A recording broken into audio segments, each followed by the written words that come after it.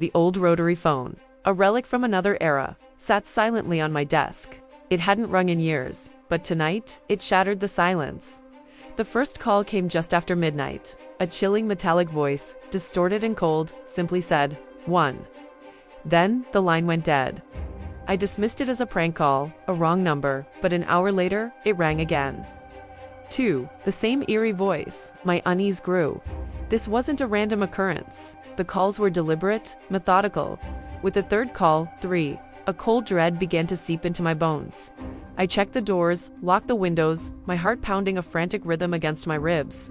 Who was this? What did they want? The questions swirled in my mind, each one more terrifying than the last. I tried to reason with myself. It's just a prank. Someone found this old number and is messing with me. But the voice that sounded inhuman, like grinding gears and static. The fourth call arrived like a death knell. 4. I snatched the receiver, my voice trembling. Who is this? What do you want?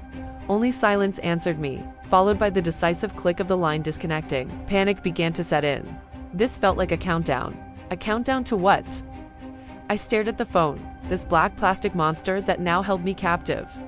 I thought about unplugging it, but a morbid curiosity, a terrifying need to know, kept my hand at bay. 5. The voice was unchanging, relentless. My apartment, once a sanctuary, now felt like a cage. Every shadow seemed to stretch and twist into menacing shapes. Every creak of the floorboards sent a jolt of fear through me. I paced the room, my mind racing. Was someone watching me? Could they see me right now, huddled in the dim light, terrified? I peered through the blinds, but the street below was empty, bathed in the lonely glow of the streetlights. There was no one there. When the sixth call came, I barely had the strength to answer. 6. I whispered into the receiver, "Please, stop." But there was no response, only the familiar, deafening silence before the click.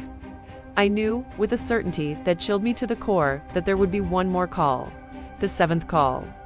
My body was coiled tight with tension, my gaze was fixed on the phone, waiting. The silence was the worst part, thick and heavy with anticipation. The final moments before the inevitable. Then, it happened. The shrill, piercing ring of the 7th call. My hand shook as I lifted the receiver to my ear. My breath caught in my throat. I braced myself for the final, dreadful number. But this time, the voice was different. It wasn't metallic or cold. It was warm, familiar, and filled with a desperate, heartbreaking sorrow. It was my own voice, and all it said was, "I'm sorry." The line went dead, and in that moment I understood.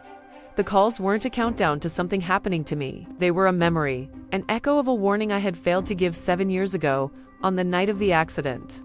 The countdown was a reminder of the 7 calls I never made. And I was left alone, with only the silence and the crushing weight of my regret.